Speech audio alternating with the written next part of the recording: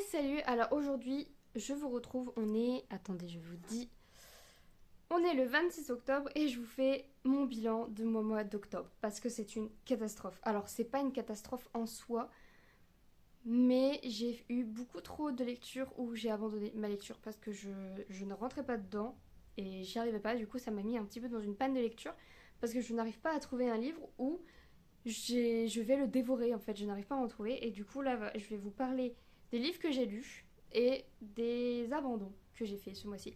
Je vais pas vous parler des abandons de ma vidéo YouTube, enfin de ma vidéo YouTube, oui vous êtes sur YouTube c'est logique, de mon vlog de j'abandonne en masse parce que bah, je vous en ai parlé en long, en large, en travers dans ce vlog là.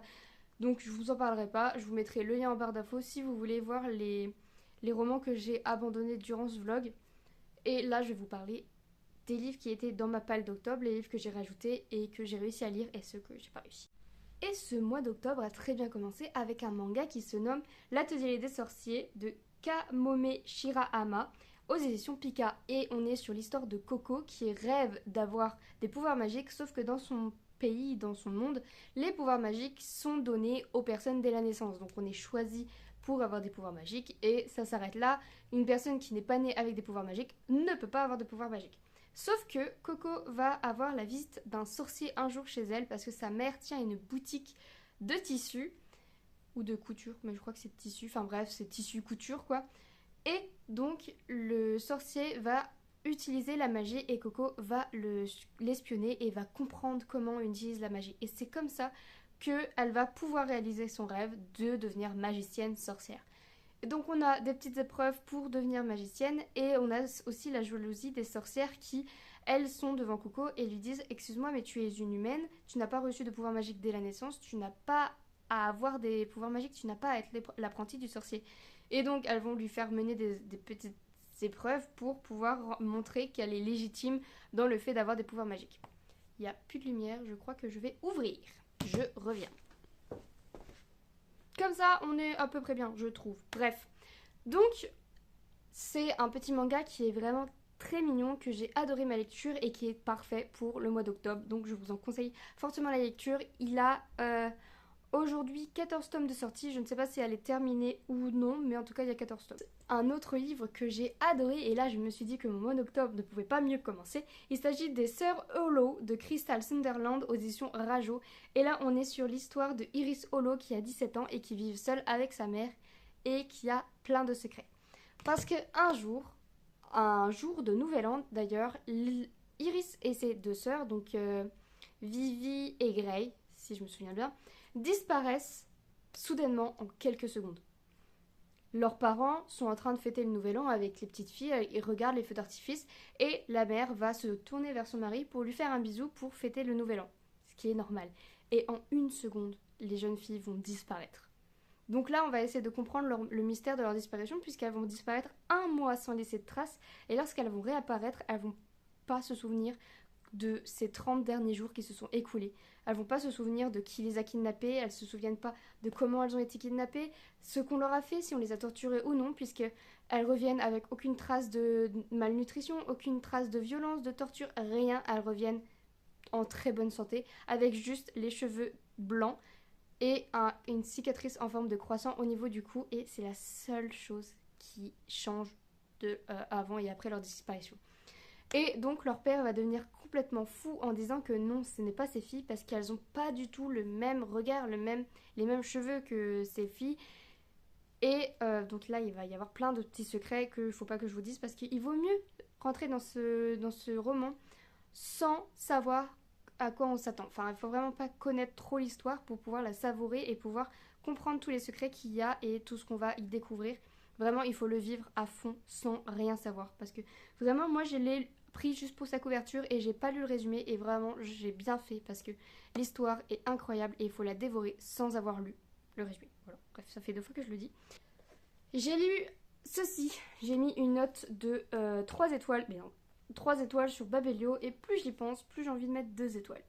Malheureusement. Il s'agit de Chair de poule, le coup du lapin de R.L. Stine aux éditions Bayard Poche. C'est Passion de lire et on est sur l'histoire de Timothée qui est passionné par la magie et donc il veut faire des tours de magie. Sa passion, c'est vraiment ça. Il passe sa vie, ses moments libres à l'école à faire des tours de magie. Et ses parents sont un petit peu agacés avec ça. Et en plus, il a une petite sœur qui est un peu la chouchoute de ses parents, qui dès qu'il fait une bêtise, sa petite sœur le dénonce, ou dès qu'elle fait une bêtise, elle lui met tout sur le dos et ça passe crème. Et un jour, il va y avoir le plus grand sorcier, donc Grap Capac, qui va s'installer dans la ville et qui va faire un spectacle de magie à 22h. Et le petit garçon, il a envie d'y aller. Timothée a envie d'aller voir ses tours de magie pour comprendre. Il se dit que il voit, il va comprendre et il va pouvoir les reproduire parce que sa vie à lui, c'est de devenir magicien. Et donc sa mère, elle lui dit, ben non, on est un soir de semaine, il sera 22h, tu es un jeune homme, enfin t'es un petit garçon, c'est non, en fait tu vas dormir, tu vas au lit. Et donc il va, bien évidemment, attendre que ses parents s'endorment et il va se rendre en pleine nuit au cirque de Rapcapa. Et sa sœur va le suivre. Et là, il va se passer des choses. Il va se rendre compte que potentiellement le magicien qu'il affectionne, qu'il idolâtre depuis des années, est pas forcément la personne qu'il croyait être et qui peut ne pas être vraiment gentil ou une personne vraiment saine. Je sais pas comment vous expliquer ça. Mais le speech est cool. Vraiment, on est sur un petit garçon qui rêve de magie, il rencontre un magicien et le magicien est problématique. Enfin, problématique. Je l'ai lu en moins d'une heure, bien évidemment, parce que c'est vraiment écrit gros et les chapitres font 2 pages et on est sur du suspense à chaque fois. C'est très enfantin. J'adore Chair de Poule, mais là, je me suis dit, waouh, c'est. Il a été écrit pour combler quelque chose, ce livre, je sais pas, mais vraiment, il est pas. Il est pas. Bah, il est pas bon, en fait. Et la fin, j'étais. La fin! J'ai été déçue de la fin. C'est juste mettre ça pour mettre ça, quoi. C'était vraiment. Bref. Donc, ce fut ma première déception. Mais je l'avais fini parce que vu le nombre de pages, il fait quoi? 140 pages, sachant que c'est écrit hyper gros, pour moi en fait c'est 70 pages quoi que ça fait.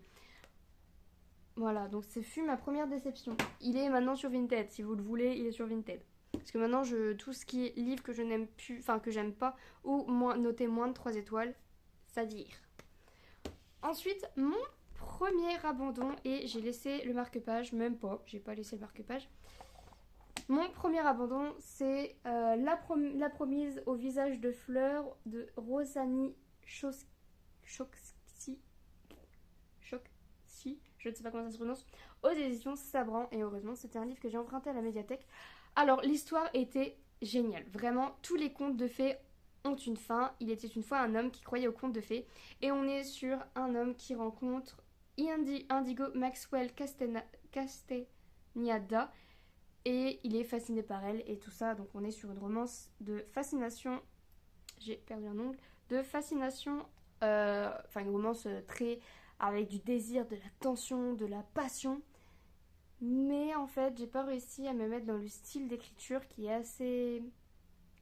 Je sais pas, j'ai pas aimé les personnages. Les personnages m'ont l'air tellement imbus d'eux-mêmes et narcissiques que j'ai pas réussi à rentrer dans l'histoire. Et il y a tellement de choses. Indigo, je l'ai pas du tout aimé comme personnage. Donc je crois que je me suis arrêtée au chapitre. J'ai fait la rencontre de la fille qui s'appelle Azur. Donc à mon avis, j'ai arrêté au bout de 60 pages à peu près et ça ne l'a pas fait pour moi. Donc c'était le premier abandon. Ensuite, le deuxième abandon, ce fut Needle and Bones de T. Kingfisher. Comment tuer un prince, et le speech avait l'air génialissime. J'ai voulu utiliser des faux ongles, vraiment des faux ongles à bas prix qu'on peut acheter dans tous les trucs de déguisement, pour faire des photos Instagram liées à Halloween. Alors pour faire des photos Instagram c'est génial, mais pour dans la vie de tous les jours, l'utilité et le confort de prendre quelque chose, c'est absolument horrible parce qu'en fait ça colle pas. Et donc dès qu'on prend quelque chose, on se tord un ongle. Voilà. Donc c'est bien pour faire des photos mais pas le reste. Bref, du coup, j'ai lu ça. Enfin, je me suis arrêtée. J'ai laissé mon marque-page, génial. Je me suis arrêtée à la page 45 et. Abandon. Voilà, je sais pas, j'aurais que fait des abandons ce mois-ci. J'ai abandonné 3 livres, je crois, dans mon vlog précédent. C'était vraiment des abandons de livres pas cool, que je vous recommande vraiment pas comme livre parce que c'est problématique. L'histoire aurait pu être géniale parce que vraiment j'ai adoré le début où elle transforme des os de chiens pour en faire un petit chien réel en fait, vraiment pour redonner vie aux os. Ça j'ai adoré. Mais le reste, l'écriture, le style d'écriture était un peu... Je te raconte ça, et ensuite on passe à une autre scène, on revient à cette scène, je te raconte une autre scène, tac tac tac tac tac. On passe à ces personnages-là, tac tac, je sais pas qui tu parles, je sais pas qui tu es, c'est pas grave. Vraiment, c'était très rapide, rapide, rapide, rapide. Et le personnage principal m'a fortement agacée parce qu'elle est un peu bébête. Mais pas le bébête mignon, le bébête chiant où toi, t'as tout compris avant elle. Genre, t'as compris 20 fois ce qui se passait. Tu sais très bien qu'il se passe un truc avec ce roi, enfin ce prince qui a déjà de un tué une de ses sœurs, enfin potentiellement tué une de ses sœurs, qui va se remarier avec une de sa deuxième sœur et sa deuxième sœur va avoir des problèmes et elle se demande oh mais pourquoi elles ont des problèmes depuis qu'elles sont mariées. Ah mais quel est le lien? Le lien évident ma cocotte c'est que c'est le prince qui est pas bien, qui est bizarre. Bref, du coup j'ai pas du tout aimé. Je suis désolée, j'essaierai pas de vous faire un speech de ce livre. Je pense que d'autres personnes qui l'ont aimé vous feront des meilleurs speeches que moi.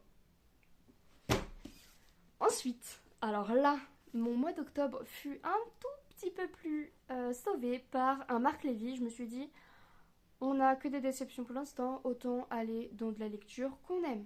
Vraiment, de la valeur sûre. Donc je me suis lu Éteignez tout et la vie s'allume de Marc Lévy, audition Robert Laffont, Versilio. Et alors je vais vous lire le résumé parce que vraiment faire un résumé de ce livre, c'est pas possible. C'est impossible de faire un résumé de ce livre. Ah, j'ai cru que j'en avais pas bien. Elle avait entendu l'histoire des gens qui se sont rencontrés au bon et au mauvais moment, de ceux qui se sont aimés jusqu'au bout, de ceux qui ont aimé sans pouvoir le dire, de ceux qui pensent, au début, j'ai tout raté, et puis ensuite. On est sur l'histoire de, je ne sais plus comment s'appellent les personnages, alors 2 secondes. C'est Jérémy et Adèle. C'est Jérémy et Adèle qui se rencontrent un jour, alors je ne sais même plus comment ils se rencontrent. Je l'ai lu en une après-midi, je l'ai dévoré. Il y a 1 semaine et demie et je m'en souviens plus, c'est génial. Ah oui, c'est vrai, ça y est. On est sur 2 personnages qui se rencontrent. Alors il y a Jérémy qui passe son temps, ils sont sur un bateau, et il passe son temps à l'extérieur du bateau, donc au niveau des barrières, comme dans Titanic, vous voyez, au moment où ils font ça, ben, lui il se met là et il regarde la mer et tout ce qui s'ensuit, tout le paysage de la mer qui est magnifique. Et elle, de son hublot, enfin je crois que ça s'appelle comme ça, dans sa chambre, elle le voit. Et tout le monde le voit en mode mais il va falloir qu'il rentre à un moment donné, il y a une tempête dehors, il est encore dehors quoi. Et donc elle va se mettre à aller le voir et elle va apprendre que lui c'est pas en première classe mais une seconde classe et qu'il savait même pas qu'il avait pas le droit d'aller sur le pont du bateau parce que c'était privilégié pour les premières classes et lui il le savait pas. Et ce qu'il ne peut pas non plus c'est aller manger au buffet qui est privilégié aux premières classes et Adèle va emmener Jérémy en première classe pour manger avec les autres. Là, on est sur un début d'histoire qui, moi, m'a fait me dire waouh, ça va être un coup de cœur. Vraiment. L'atmosphère du bateau, c'était génialissime, mais ça change vite puisque une fois qu'ils descendent du bateau, ils vont continuer à se parler, à se rencontrer, à avoir des situations dans lesquelles ils se rencontrent. Et en fait, c'est un roman de romance, mais c'est un roman qui a plus que ça. C'est un roman de discussion, de dialogue. Il y a beaucoup, beaucoup de dialogue. Les personnages se parlent constamment. Il y a plus de dialogue que de description. Vraiment, c'est presque une pièce de théâtre en soi. Vraiment, ça parle, ça parle, ça parle.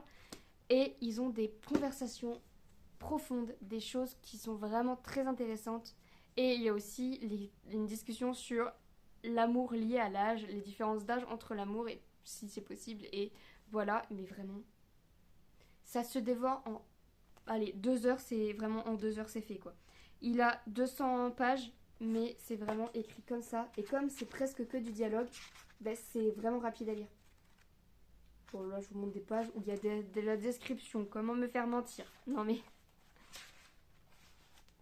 Voilà, vraiment, il y a des pages où c'est que du dialogue. Et c'est vraiment génial. Parce que les dialogues sont très profonds. Alors, j'avais jamais lu un Marc Lévy comme ça. Vraiment, il change. Parce que moi, j'avais lu quand j'étais jeune Le voleur d'ombre, je crois, qui avait été un coup de cœur aussi. Et celui-ci, il est d'une autre dimension. Vraiment, je vous le conseille. Si vous aimez les livres avec des longues réflexions et des dialogues qui ne faut pas prendre vraiment au premier degré. Parce que c'est des dialogues où tu te dis, est-ce que dans la vraie vie on parle comme ça? Non. Mais il y a une profondeur et une explication derrière les dialogues qui est vraiment incroyable. Et vraiment, je vous conseille de le lire. Je sais pas si je vous l'ai bien vendu, mais je vous le conseille. Sinon aussi, j'ai lu ça. C'est peut-être aussi l'explication de ma panne de lecture. Vraiment. Vrai. C'est les racines du naturalisme de Zola avant les Rougon-Macquart de J.C. Laps, aux éditions Bordas. Voilà. Alors, comment je pourrais vous en parler? On va parler ici des trucs, on va dire, les obsessions de Zola dans les Rougon-Macquart qu'on peut voir. Par exemple, l'obsession de Zola pour la mort, l'obsession de Zola pour la lune, l'obsession de Zola pour l'érotisme en soi, pour la description de l'humain, pour la description de la société, tout ce qui est social et tout ça est analysé de façon vraiment géniale. Alors je vous conseille de le lire une fois que vous avez lu l'intégralité des Rougon-Macquart. Et surtout, lisez-le si vous avez besoin de le lire pour quelque chose. Parce que sinon, c'est imbuvable. Vraiment, c'est imbuvable. Imbuvable. Mais très intéressant. Voilà. J'ai lu aussi un petit manga. Et je crois que c'est tout. Je vais vérifier sur Babelio. J'ai lu un petit manga qui... Ah non, j'ai lu d'autres trucs. Le renard et le petit tanuki de Mitagawa aux éditions...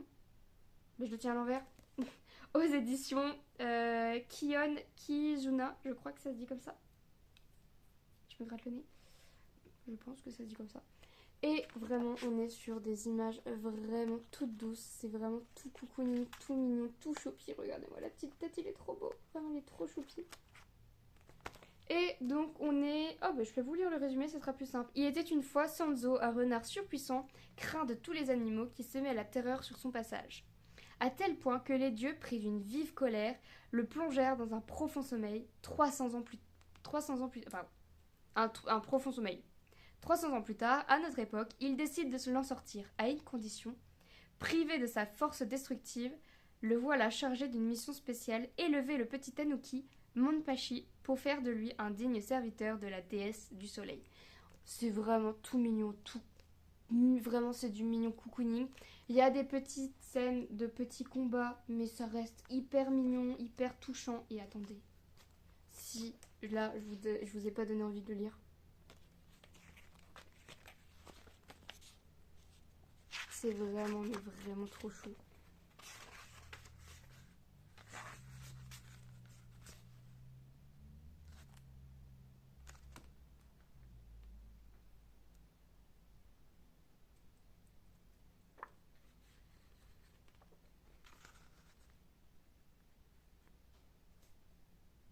C'est vraiment, mais c'est vraiment d'une douceur.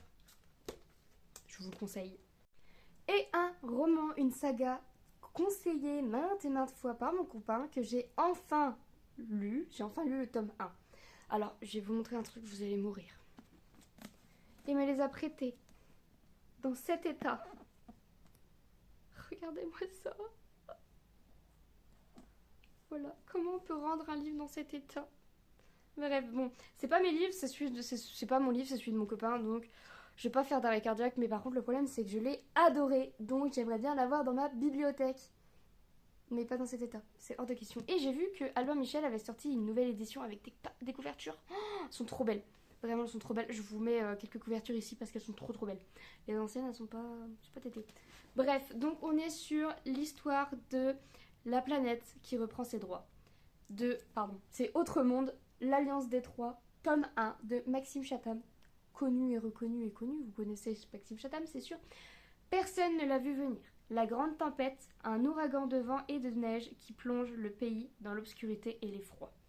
D'étranges éclairs bleus rampent le long des immeubles, les palpent à la recherche de leur proie.